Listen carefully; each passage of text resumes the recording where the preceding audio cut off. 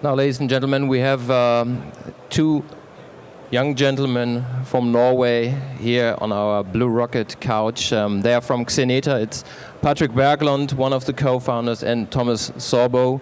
He's the second founder. They both have a background in logistics, but then decided to do it themselves. And maybe Thomas, what exactly is Xeneta doing? So Xeneta is collecting freight rates from the companies that have a need for transportation. So shippers in all over the world, we're collecting freight rates from them and basically answering the question how competitive they are so that they can make procurement better. Okay, Patrick, why was the need for that product there? Well, I mean, there's some obvious basic reasons. First and foremost, that the market is volatile, so prices move up and down all the time. And it was opaque, so there was no valid, trustworthy, comprehensive source to compare your freight rates against the market. And that's what we built. And we built it, as Thomas pointed out, by crowdsourcing or getting the data from the actual buyers, so the shippers. And it's mainly sea freight at the moment, right? That's correct. We're only focused on standardized equipment types, 20, 40, and 40 foot high cube for containerized ocean freight. How big is your data, amount of data that you have on your platform now? So we can answer that in different ways, but basically what we have more than 700 companies providing us with rates, with freight rates, and then all in all it's now more than 23 million contracted freight rates that we use for aggregation, and then we offer these companies that uses our application to benchmark and compare themselves for more than 160,000 port pairs all over the world. Yeah, and I think it's worthwhile just to chip in here and that. We spent approximately 2 years collecting those first 2 million out of the 23.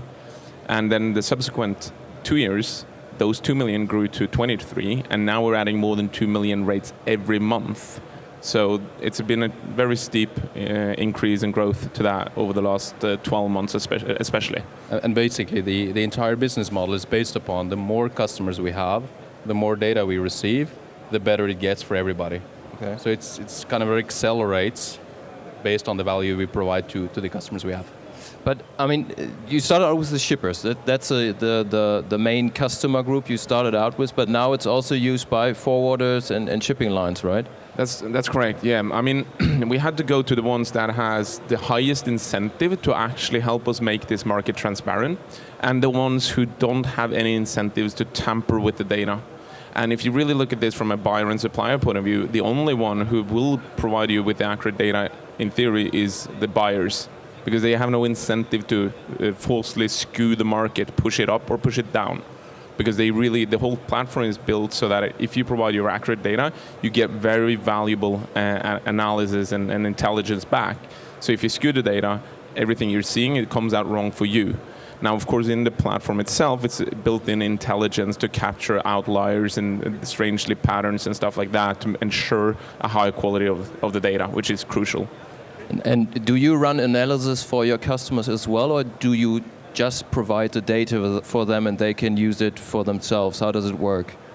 So we use the application itself, but then we also try to help them identify the potentials that is lying in their own data together with the market information from us. So it's a combination. We don't do consulting, but we try to help them realize the potentials out of their information. You just mentioned that the intransparency is pretty much kind of unique to the industry. And I mean, what's your opinion? Will that eventually go away over time, that the market will become much more transparent overall? It depends, I think, at least from my personal point of view, what do you mean by transparency? If there's going to be one rate for everyone on Shanghai to Hamburg, no, I don't think that is going to be fully transparent, because you have a lot of different companies with a lot of different requirements, with sometimes small volumes, sometimes huge volumes. So I think there's going to be differentiations, absolutely, but I think there's going to be generally more information from us and others, making it easier for companies all over the world to determine if they're good or bad, and make decisions upon that. Patrick, let's get or give some insight on your own business. I mean, you have your main branch in Oslo. You have a branch in the US, New York. It's a big market, and you also have one in Hamburg, in Germany. How important is the German market for you? Well, it's crucial for us, to be honest.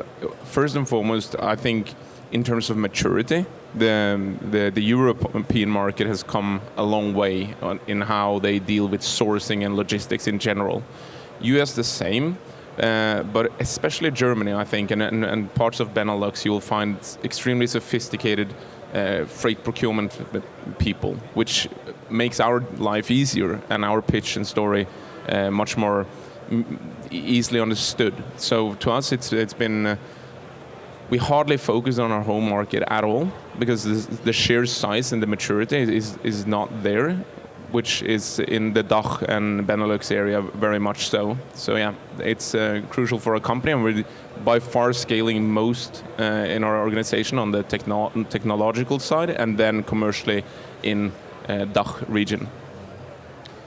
I mean, the main topic of this fair is digitization, and that pretty much has not too much to do with people in a lot of people's minds. But of course, you need people as well. What kind of employees do you need? I mean, are they all software brains, or are they coming from the industry, or what kind of people are you looking for? So I'd say the first 3 years, or for maybe first 4 years, we didn't employ anyone from the industry. So it was Patrick and me, and then basically the company is built more or less 50% from the software developer side, and then the rest 50% was sales, marketing, and rate management. But what we see now, also during the last couple of years, is that with this basis, we also need to have knowledge and competence and talents from the industry to speak the language, to understand the pains from certain companies, to be able to translate that into value. Because one thing is systems, but you need the people behind it. Yeah, I'd add to that we've now transitioned into also putting in more industry people into the teams, and I think it's flabbergasting to see as well that we as a company have been able to recruit from all sides of the world. We are now a team of 19 different nationalities. There's less than 30% of our workforce is Norwegians, so it's interesting. People with PhD in computer science and all of that. So this is what we believe in, the kind of diversity to team up industry people with special other competence to build a team. You just mentioned how hard it was to collect all that data up front, and do you see it as a big advantage now that you're so far away from others now, or do you see maybe one of the big logistics companies investing in something similar to your solution? Well, yeah, I think the main challenge is the chicken and egg problem in the beginning, where we have an empty shell online and there's no value behind it. The value is only driven by what Thomas pointed out as well. It's the data that comes in, and when it comes in abundance, then it becomes more accurate, and the breadth and depth of the platform increases. But I think the core thing and most important thing is that we've managed to stay neutral. We've had offers and opportunities to team up with legacy players, but we've always chosen that we need strategically as a company to remain in a neutral position to collect all of these proprietary data sets that we're getting hold of in order for this to work. That's why I don't think it's a possibility for the legacy players to do what we're doing, because they're one of the core stakeholders.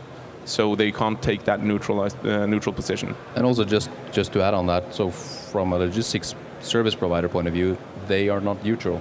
Yeah. So they wouldn't be able to then collect information from competitors and so forth. Yeah. So that's extremely important, this position that we have, that we do business with everybody, both shippers, forwarders, and then also carriers. Maybe one last question. Data quality. How good is the data? I mean, do you have to type in everything, or can you import it online, or how does it work? That's the interesting part with this industry. So, we're all talking about digitalization and the future and whatnot, but still this industry is built upon Excel spreadsheets. Wow. That's the reality. Yeah. So we've built a process and systems to be able to handle that. So we work with Excel spreadsheet, but we also work with integrations, with systems that make this very, very efficient. Yeah. And that's obviously the future. So we are doing both. And then obviously we have measurements in place to spot outliers, because like you say, there's people working on these spreadsheets that make errors, sometimes by coincidence, and then we have to spot those, because the quality that we provide to the market is the data, and the quality then comes down to the reliability.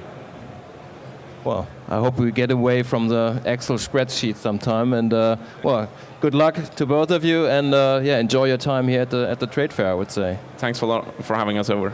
Thank you very Thanks, much. Thank you.